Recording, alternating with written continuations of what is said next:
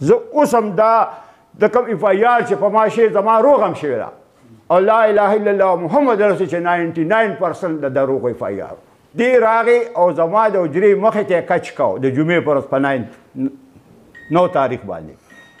ته په 9 تاریخ یې زما د حجرې مخې ته ځای خرڅاو زه پرې رالم ما ورته چې مېره هلکه دا څه کوې پردي ځایونه خرڅې نه خبره نه کنځل نه منزل اسم نه د په مخه د ټوپک کلاشنکوف راواچ په ما یې بوډ و لا اله الا الله محمد رسول الله دې کې زه یو ذره دروغ وایم چې باچا خان زمونږ د خاندان نه واده کړی دی خان عبدالولي خان زمونږ د خاندان نه واده کړی دی اسفندیار ولی خان زمونږ د خاندان نه واده کړی دی زه هغې خاندان سره تعلق لرم خو چونکې د میډیا دور دی او نن سبا یو داسې کس چې هغه د بدقسمتۍ نه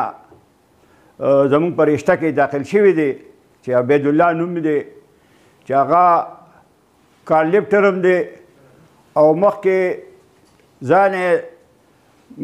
ځان ته به میجر عبید لیکلی په دغه د ایس آی زه دغه یم میجر یم د هغې په وجه پخواني ډي پي او عرفان مروت عرفان خان او بشیر خان دا ټول د دې خبرو ګواه دي چې هغوی مطلب دا هغوی له هم دوکې ورکړې وې دغه یې ورکړې وې او د هغې مین ثبوت دا دی چې هغه له به هغه وخت دا پروټوکول ورکړی و چې موبایل به ورسره روان دی وروسته تیته او پولیس یې ورکړي او د هغې چې کله یې واده کو نو بشیر خان ډي اس پي د هغه د نکاح پلار دی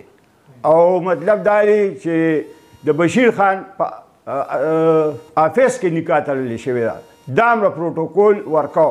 خو چې کله هغې ته حقیقت د ده معلوم شو چې دا خو یو هسې فضول انسان دی او مطلب دا دی چې دا خو اسم نه دی او غونډه دی کارلیفټر دی آیس او چرس او دا څیزونو کې دنده کې ملوث دی نو هغوی بیا مطلب دا دی چې حقیقت درته معلوم شو نو اول به یې د هغوی صفتونه کول او بیا د هغوی د ډي پي او خلاف عرفان خان او د کوم بشیر خان او دې خلکو به مطلب دا دی چې مخالفت کو په میډیا به شرمول د هغې دی وایي چې اورنګزیب خان ما سره بد وکړل اورنګزیب خان خو سره هېڅ هم بد نه دي کړی د دغې پورې وخته پورې مطلب دا دی چې دې په کومه شپه نیوه نو زما په هغه ورځ زمونږ د روغې خبرې فاینل شوې هغه د سره نه ما خپلې رویرې سره روغه وکړه دی خو باري سړی و دی خو هغه ته شنه باغونه زما رویرې ته خولي چېرې زه به دله مړي وکړم او زه به دله تره مړ کړم او زه به دله مطلب دا وکړم زه به دله هغه وکړم او هغې پرې ځکه یقین کوو چې هغه وخت کې حکومت لکه پولیس والا هغه لا ښه مکمل پروټوکول ورکړی نو د هغې په یقین دا ډي پي او صاحب ما ته بیا عرفان خان ما ته چې دا رشته څنګه وشوه نو ما ورته چې سر ستاسو غوندې افسران یې مطلب اولو بول نو زه هغه دا متل دی چې پو دی نه نو غول به یې خوراک و نو ما یې زما رویره خو ماشومه جنۍ وه هغه خو به خامخا دغه کوله نو دغې ترو باندې مطلب دا رشته وشوه او مطلب دا هغه بیا دی چې وایي چې اورنګزیب خان ما سره اورنګزیب خان به هېڅ هم نه دي کړی دلته مطلب دا دی چې دی دغه وشو د 419 420 پرچا مطلب ترنو تاڼې والا پې کټ کړه بیا یو د ګاډو غلا کې مطلب دا دی دا دفعه 420 468 471 دا مطلب 403 تاڼې والا پې دغه کړه بیا بل د اسلام آباد کرنل شاهد نوم یې هغه پې د اپاره دغه کې مطلب دا اف آی آر وکړو صحیح نو دا بیا اخبار کې رالل دی چې مطلب دا اف آی آر مطلب دا کرنل شاهد پې کړی دی اسلام آباد کې نو دوی وایي چې دا خو ثبوتونه دي او دی په میډیا لګوي چېرې دا مې وکړل دا مې وکړل ما غریبې جینۍ سره یې واده نه دی کړی ده خو د لالچ دپاره وکړو 15 میاشتې وشي د کم از کم 1.5 کروڑ روپۍ واغېشتې 23-24 لاک روپۍ زمانه د دیت واغېشتې دلته زما د واري جیپ و اکبر خان د هغه جیپ و هغه خرڅ کو بیا مطلب دا چې د 65 لاک روپو هلته مطلب په سړېرو کې یو ځمکه خرڅه کړه 10 لاک بله هغې کې ما همدوی راته وایي چې سټی واله ما ته ډېر ویلې وې هغه سټی پې ما واخېسته په ګوهر پراپرټي ډیلر دی په هغه باندې دا 1.5 کروڑ روپۍ کم از کم ده واغېشتې د مخکې هېڅ هم نو دی ځان د کوټ حسابوي چې زما کور یې جنده کړی او دا دی هغه دی د کور کم دی تورې دی خو د صنمګړی دی د عثمانزو دی او دی ځان دغه حسابوي دا مطلب د ده د شناختي کارډ فوټوسټیټ دی دا مطلب دی چې دی کې دا شناختي کارډ فوټوسټیټ دی دا دی کې دا لیکلي شوي دا پکې وګوره دا صنمګړی اوسېدونکی دی د عثمانزو تورې او دی وایي چې زما کوټ کې د څه جایداد دی زه د تاج محمد خان زیم زما د پلار 300 جوړه ځمکه وه ترې زه اصلي مالک زیمه ترې اصلي خاندان مطلب زما دی د ده له خاندان هم تپوس وکړئ زما هم تپوس وکړئ د ده نه خپل مور پلار مطلب دا یو الله چې په ژړا دي هغوی چې په اور کې ولاړ دي ترې نو مطلب دا د اسم نه مني قرآن قسم خو ده ته ګازره ښکاري قرآن قسم طلاق ورته ګازره ښکاري دا مطلب په 9 تاریخ باندې دی لکه ما ورته وی چې راځه حالانکې جرګې هغه وخت فیصله کړې وه که فرض کړه دا مونږ په سن 90 کې روڼو پړونو یو لیکل کړي دي ترې دې کې مطلب دا هغه وخت کې ما واده نه وکړې 89 کې مجاهد خان زمانه کشر و لیاقت خان زمانه مشر و هغه ودونه وکړل ترې او مطلب دا چې بیا د کوم د تاج محمد خان کور زما د والد صاحب چې کوم کور و اصلو کمرې یو ته لیاقت خان ته 2 مجاهد خان ته پاتې شوې دې دغه کې ولیکل چې یاره د دې کې به د اورنګزیب خان ته د وردګه کې زموږ ځمکه ده چې هغه ځمکه به هغې پورې دی خوري اورنګزیب خان چې خپل واده وکړي ځان له کور جوړ کړي د شاهجان خان بچو له چې هغه وفات شوی هغه له جوړ کړي ترې دی کې لکونه روپۍ قرضونه دي ترې لکونه هغه لکونه هغې کې ځکه چې زما ورور 4 بار سزای موت او هغه بیا د روغې د پاسه هغه راخلاص لیاقت خان پوهېږي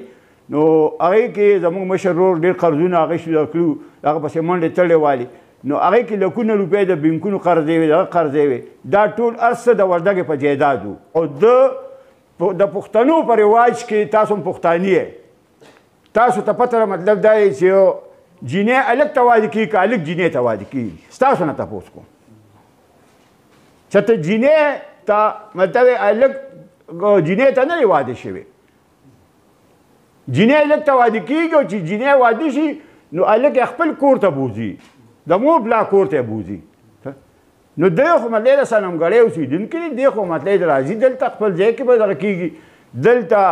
نه تختمه د څه نه نه خبره څنګه د دیت رقم په ما نه کېده ځکه زه په خپله وارث یم زه اوس هم دا د کوم اف آی آر چې په ما شی زما روغ هم شوې ده او لا اله الا الله محمد رسول چې 99% د دروغ اف آی آر 99% د مرګ ده مرګ وشو خو 99% د دروغ دا وله دا مرګونه کېږي خو د دې له تحقیقات پکار دي تا ته مه وي لکه مثلا د دې نه وړاندې مو شو په موږ د 302 دعوا شوه ترې خو موږ ټول عدالت بری کړو هایکورټ هم بری کړو چې عدالت بری کړو هایکورټ بری کړو دا خو د دروغو دعوې کېږي په کار روغه وشوه او جي روغه وشوه ګوره جي دې راغې او زما د حجرې مخې ته یې کچ کو د جمعې په ورځ په 9 تاریخ باندې